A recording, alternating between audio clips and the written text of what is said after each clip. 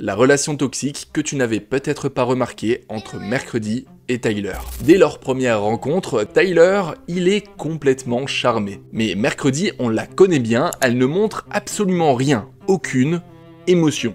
Jouons à la poupée. Tyler engage alors la relation délicatement, tente une approche et il reste très doux. Oui, elle accepte, mais toujours avec une distance glaciale. Pourtant, elle va bien revenir vers lui plusieurs fois, mais toujours quand elle a besoin de quelque chose. Je croyais qu'on se plaisait. Analysons le point de vue de Mercredi. En fait, elle fonctionne dans un schéma inverse. Elle fuit toute forme de vulnérabilité émotionnelle, dont l'amour. Elle contrôle les relations en gardant une distance constante. Bon, en gros, c'est ce qu'on appelle un attachement évitant. Analysons maintenant le point de vue de Tyler. Il idéalise complètement Mercredi. Il accepte le rejet et surtout, il s'accroche à la moindre validation, au moindre signe affectif. Tyler est nourri par la froideur de Mercredi. Et là, c'est ce qu'on appelle un attachement anxieux, causé par une dépendance affective. Mais les amis, il y a un retournement de situation.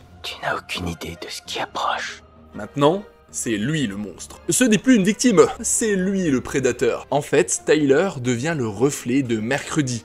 Il est froid, distant et manipulateur. Laisse-moi ton avis en commentaire ou juste une petite chose et bonne soirée ciné.